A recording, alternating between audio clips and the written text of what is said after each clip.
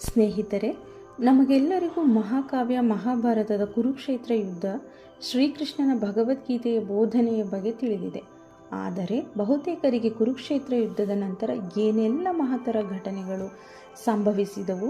ಯುದ್ಧದಲ್ಲಿ ಸೋತ ಕೌರವರ ವಂಶವು ನಿರ್ವಂಶವೇ ಆಯಿತು.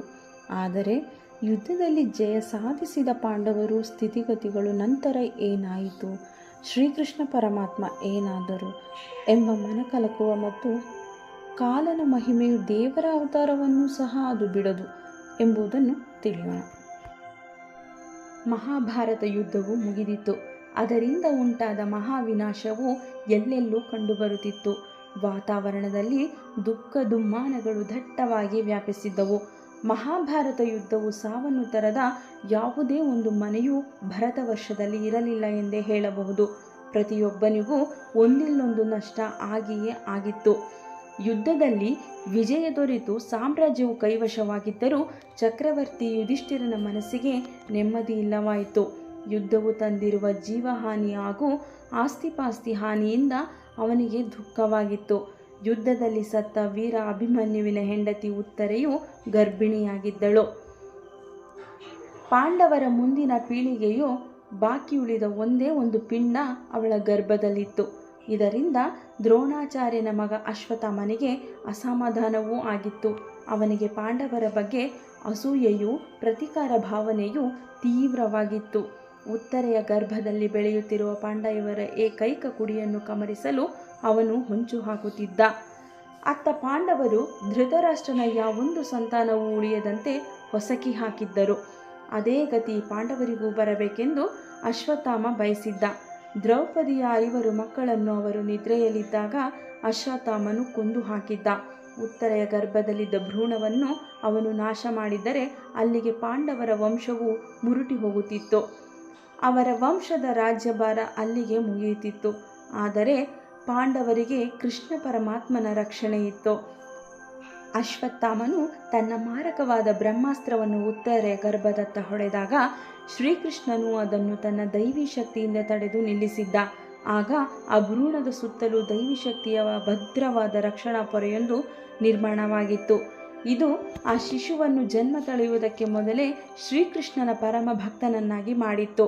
ನವಮಾಸ ತುಂಬಿದಾಗ ಉತ್ತರೆಯು ಆರೋಗ್ಯಶಾಲಿಯಾದ ಗಂಡು ಶಿಶುವಿಗೆ ಜನ್ಮವಿತ್ತಳು. ಅಶ್ವತ್ಥಾಮನ ಬ್ರಹ್ಮಾಸ್ತ್ರದ ಯಾವುದೇ ಪ್ರತಿಕೂಲ ಪರಿಣಾಮಗಳು ಅದರ ಮೇಲೆ ಕಂಡುಬರಲಿಲ್ಲ. ಮನೆಯಲ್ಲಿ ಪುತ್ರ ಸಂತಾನವಾದುದು ಯುಧಿಷ್ಠಿರನಿಗೆ ಸ್ವಲ್ಪ ಮಟ್ಟಿಗೆ ಸಮಾಧಾನವಾಯಿತು. ನವಜಾತ ಶಿಶುವಿನ ಜನ್ಮಕುಂಡಲಿ ನೋಡಲು ಅವನು ಜ್ಯೋತಿಷಿಗಳನ್ನು ಕರೆಸಿದ. ಈ ಹುಡುಗ ಬಲು ಕೀರ್ತಿವಂತನಾದ ರಾಜನಾಗುವನು. ಇವನು ದೈವಭಕ್ತನೂ ಧರ್ಮಭೀರುವು ಪ್ರಜೆಗಳ ಕ್ಷೇಮಾಭ್ಯುದಯ ಹಾರೈಸುವನು ಆಗಿರುತ್ತಾನೆ. ಅವನು ಪಾಂಡವರ ಕೀರ್ತಿಯನ್ನು ನಾಡಿನ ಉದ್ದಗಲಕ್ಕೂ ಬೆಳಗುವನು ಎಂದು ಜ್ಯೋತಿಷಿಗಳು ಹೇಳಿದರು. ಇದರಿಂದ ಪಾಂಡವರಿಗೆ ಆತಂಕ ನಿವಾರಣೆಯಾಯಿತು. ರಾಜಕುಮಾರನಿಗೆ ಪರೀಕ್ಷಿತನೆಂದು ಹೆಸರಿಟ್ಟರು. ಅವನು ಸರ್ವ ವಿದ್ಯೆಗಳನ್ನು ಕರಗತ ಮಾಡಿಕೊಂಡು ಸಮರ್ಥನಾದ ಯುವಕನಾಗಿ ಬೆಳೆದು ನಿಂತ. ಒಬ್ಬ ಋಷಿಯ ಶಾಪದ ನಿಮಿತ್ತ ಅವನು ಸಾವನ್ನು ಪಡೆದರೂ ಸಹ ಅದಕ್ಕೆ ಮೊದಲೇ ಜೀವನದಲ್ಲಿ ಬಹಳಷ್ಟು ಸಾಧನೆಗಳನ್ನು ಮಾಡಿದ. ಜ್ಯೋತಿಷಿಗಳು ನುಡಿದ ಭವಿಷ್ಯವಾಣಿಯನ್ನೆಲ್ಲ ನಿಜ ಮಾಡಿದ. ಇಂದ್ರಪ್ರಸ್ಥ ಹಸ್ತಿನಾಪುರದ ರಾಜ್ಯದ ದೊರೆಯಾಗಿ ಅವನು ಅಪಾರ ಕೀರ್ತಿಯನ್ನು ಪಡೆದ. ಮಹಾಭಾರತ ಯುದ್ಧದ ಕಹಿ ಭಾವನೆಗಳನ್ನು ಪ್ರಜಾಜನರ ಮನಸ್ಸಿನಿಂದ ಅಳಿಸಿ ಹಾಕಲು ಅವನು ತನ್ನ ಉತ್ತಮ ರಾಜ್ಯಭಾರದಿಂದ ಸಾಕಷ್ಟು ಪ್ರಯತ್ನಪಟ್ಟ. ಇತ್ತ ಯುಧಿಷ್ಠಿರನು ಮಹಾಭಾರತ ಯುದ್ಧ ನಂತರ ಶ್ರೀಕೃಷ್ಣನ ಸಲಹೆಯ ಮೇರೆಗೆ 3 ಅಶ್ವಮೇಧ ಯಾಗಗಳನ್ನು ಮಾಡಿದ. ಆದರೂ ಮಹಾಭಾರತ ಯುದ್ಧದಿಂದ ಆದ ಜೀವಹಾನಿಯಿಂದ ಉಂಟಾದ ಅವನ ಮನಸ್ಥಿತಿ ತಿಳಿಯಾಗಲಿಲ್ಲ. ಅವನ ಅಪರಾಧ ಪ್ರಜ್ಞೆಯು ಸಂಪೂರ್ಣ ಅಳಿಸಿ ಹೋಗಲಿಲ್ಲ. ಇದಾದ ಮೇಲೆ ಕೆಲವು ದಿನಗಳ ನಂತರ ಶ್ರೀಕೃಷ್ಣ ದ್ವಾರಕೆಗೆ ಹೊರಟು ಹೋದ. ಅವನ ರಾಜ್ಯದಲ್ಲಿಯೂ ಪರಿಸ್ಥಿತಿ ನೆಟ್ಟಗಿರಲಿಲ್ಲ. ಒಬ್ಬ ಋಷಿಯ ಶಾಪದ ನಿಮಿತ್ತ ಯಾದವ ಕುಲದವರೆಲ್ಲ ಕುಡಿತ, ಜೂಜು, ಹಾದರ, ಕೊಲೆ, ಸುಲಿಗೆ ಇತ್ಯಾದಿ ದುರ್ಗಣಗಳಲ್ಲಿ ಮುಳುಗಿ ಹೋಗಿದ್ದರು. ಪರಸ್ಪರರನ್ನು ನಾಶ ಮಾಡುವುದೇ ಯಾದವರ ಪರಮ ಗುರಿಯಾಗಿದೆಯೋ ಎಂಬಂತೆ ಭಾಸವಾಗುತ್ತಿತ್ತು. ವಾಪಸ್ಸು ಚೇತರಿಸಿಕೊಳ್ಳಲಾರದಂತಹ ವಿನಾಶದ ಪ್ರಪಾತದ ಕಡೆಗೆ ಯಾದವ ಕುಲ ನಾಗಾಲೋಟದಿಂದ ಸಾಗುತ್ತಿತ್ತು. ಯಾದವರ ಈ ರೀತಿಯ ಅವನತಿಯು ಶ್ರೀಕೃಷ್ಣನಿಗೆ ಅಪಾರ ದುಃಖವನ್ನು ಉಂಟು ಮಾಡಿತು. ಪರಸ್ಪರ ಬಳಿದಾಟ ಹೋರಾಟಗಳಲ್ಲಿ ಯಾದವ ನಾಯಕರು ಒಬ್ಬನಾದ ನಂತರ ಒಬ್ಬ ಸಾಯುತ್ತಿರುವುದನ್ನು ಕೃಷ್ಣನು ಅಸಹಾಯಕನಾಗಿ ನೋಡಬೇಕಾಯಿತು. ಅವನು ನಿವೃತ್ತಿ ಬಯಸಿ ತನ್ನ ಮೂಲ ನಿವಾಸಕ್ಕೆ ಅಂದರೆ ವಿಷ್ಣು ಲೋಕಕ್ಕೆ ಹೋಗಲು ಬಯಸಿದ. ಭೂಲೋಕದಲ್ಲಿ ಈಗ ಅವನು ಮಾಡಬೇಕಾದದ್ದು ಏನೂ ಉಳಿದಿರಲಿಲ್ಲ. ವಿದುರನು ತೀರ್ಥಯಾತ್ರೆಯಿಂದ ವಾಪಸ್ಸು ಬಂದ. ಕೌರವರ ತಂದೆ ಧೃತರಾಷ್ಟ್ರ ಇನ್ನೂ ಹಸ್ತಿನಾಪುರದಲ್ಲೇ ವಾಸ ಮಾಡುತ್ತಿದ್ದ.